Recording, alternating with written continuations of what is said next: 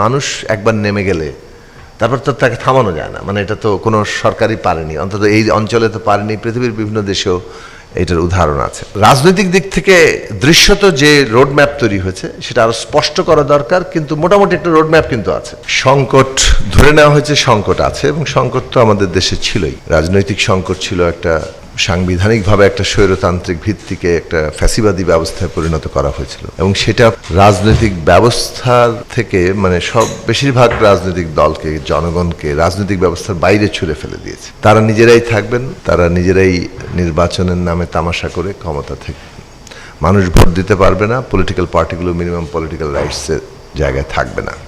তো পুরো রাজনৈতিক ব্যবস্থা থেকে বাইরে ছুঁড়ে ফেলে দিয়ে নিজেরা একাই মাঠে খেলা, এটা অবস্থাটা তৈরি করেছিলেন। তো সেটা ডেফিনেটলি মানে রাজনৈতিক সংকট ছিল, অর্থনৈতিক সংকটও ছিল, পুরো লুটপাট করে সব কিছু পাচার করে ফেলা, এবং ভেতর থেকে পুরো অর্থনীতিটা ফোকলা হয়ে যাওয়া।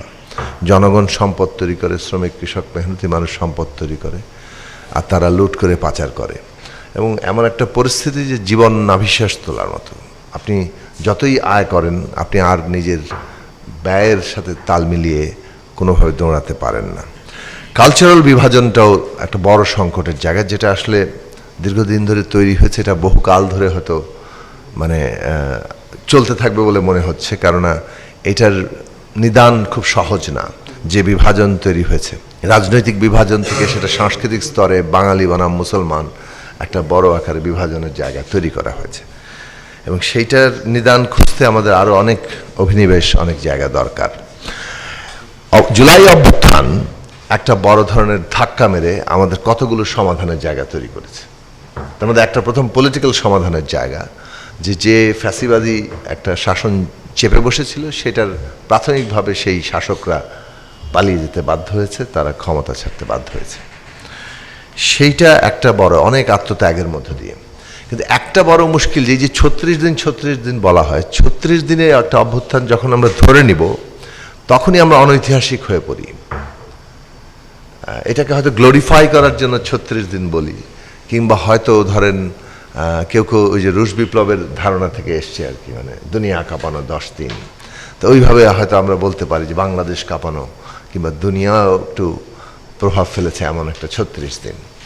কিন্তু এটা প্রেক্ষাপট ছাড়া না, তো এটার তো একটা গ্রাউন্ড আছে না। 2011 সালে যখন শেখ হাসিনা ঠিক করলেন যে পঞ্চদশ সংশোধনী করে যে তিনি একটা অথরিটেরিয়ান সরকার চালাবেন, তখন থেকে আন্দোলনটা হয়েছে, এবং সেই আন্দোলন মানে গুম, খুন, হামলা, মামলা, হত্যা, মিছিলে হত্যা, কত কিছু অতিক্রম করেছে, এবং দিনের পর দিন মানুষ তৈরি হয়েছেন। ফলে মানুষ ছিলেন আসলে একটা বারুদের স্তূপের মতো। হ্যাঁ, সেইখানে আবু সাইদ একটা স্ফুলিঙ্গ আকারে এসে হাজির হয়েছে, এবং সেইটার নিশ্চয়ই গুরুত্ব আছে। কিংবা ছাত্ররা যেভাবে কর্মসূচিগুলো দিয়েছে, এবং এই যে মানে তাদের যে সাহসী জায়গা, মানে হামলার পরেও ছাত্রদের যে নামা, এইটা মানুষকে উদ্বুদ্ধ করেছে, এবং মানুষ একবার নেমে গেলে তারপর তো তাকে থামানো যায় না, মানে এটা তো কোনো সরকারই পারেনি, অন্তত এই অঞ্চলে তো পারেনি, পৃথিবীর বিভিন্ন দেশেও এটার উদাহরণ আছে। কাজেই সেই জায়গা থেকে আমরা যে লড়াইটা তৈরি হয়, যে ধরনের আমাদের দেশের ইতিহাসে প্রত্যেক ক্ষেত্রেই ঘটেছে, যে মানুষ একসময় প্রস্তুত হয়, ছাত্ররা হচ্ছে এমন একটা মানে জায়গা যেটা সমাজের সমস্ত অংশকে ইনভলভ করে, কারণ একটা সন্তান সম, এবং ওই সমস্ত অংশটা তৈরি হয় যখন ছাত্র আন্দোলনে নামে, এবং তাদের উপর যখন অত্যাচার হয় সেইটা আর মানুষ কোনোভাবে গ্রহণ করে না। ফলে যখনই গুলি হয়েছে ছাত্রদের উপরে, তখন একটা জনবিস্ফোরণ ঘটেছে, সেটা 1969 সালেও ঘটেছে, 1990 সালেও ঘটেছে। তো সেই জায়গা থেকে আমার মনে হয় যে এই বারুদের স্তূপ হয়ে ওঠার যে ইতিহাসটা, সেটা নাই করে দেওয়াটা একেবারেই ঠিক হবে না, এবং নাই করতে গেলে অনেকগুলো সংকটের জন্ম দিবে, সেটাই রাজনৈতিক সংকটের জন্ম দিবে। যদি বলেন যে পোস্ট 5ই আগস্ট পলিটিক্যাল ক্রাইসিস যেটা সমাধান হয়ে যাওয়ার কথা ছিল, সেটা যে আপনারা নানানভাবে আশঙ্কা করছেন যে রাজনৈতিক সংকট আছে, সেটা উৎস কোথায়? উৎস হচ্ছে ওটাকে 36 দিনের মধ্যে আটকে ফেলার চেষ্টা, এবং ওইটার প্রেক্ষাপটটাকে যে গুরুত্বের সাথে বিবেচনায় নেওয়া, সেটাকে গুরুত্ব না দেওয়া। এটা কিভাবে আমি একটু বলি। অর্থনৈতিক সংকট এখনো আছে, কালচারাল সংকট এখনো আছে, এগুলো যেতে আমাদের সময় নেবে। তবে অন্তর্বর্তী সরকার কিছু কিছু ভূমিকা নিয়েছেন, যেগুলোকে তাদের সাধুবাদ দিতে হবে, অন্তত ব্যাংকিং সেক্টরে, আমাদের রিজার্ভে, কোনো জায়গায়। আমি বিস্তারে যাচ্ছি না, মানে সেটার জায়গায় ছোট করা দরকার। কিন্তু রাজনৈতিক দিক থেকে দৃশ্যত যে রোডম্যাপ তৈরি হয়েছে সেটা আরও স্পষ্ট করা দরকার। কিন্তু মোটামুটি একটা রোডম্যাপ কিন্তু আছে। বিচারের প্রক্রিয়া শুরু হয়েছে, সংস্কার 5ই আগস্টের মধ্যে একটা ন্যূনতম ঐকমত্যের জায়গায় যাবে, কিভাবে বাস্তবায়ন হবে সেটা এখনো অনালোচিত। আর তৃতীয়ত, ফেব্রুয়ারির মধ্যে ইঙ্গিত দিয়েছেন প্রধান উপদেষ্টা নির্বাচনের, আগে এপ্রিল বলেছিলেন, পরে উনি ফেব্রুয়ারি ইঙ্গিত দিয়েছেন।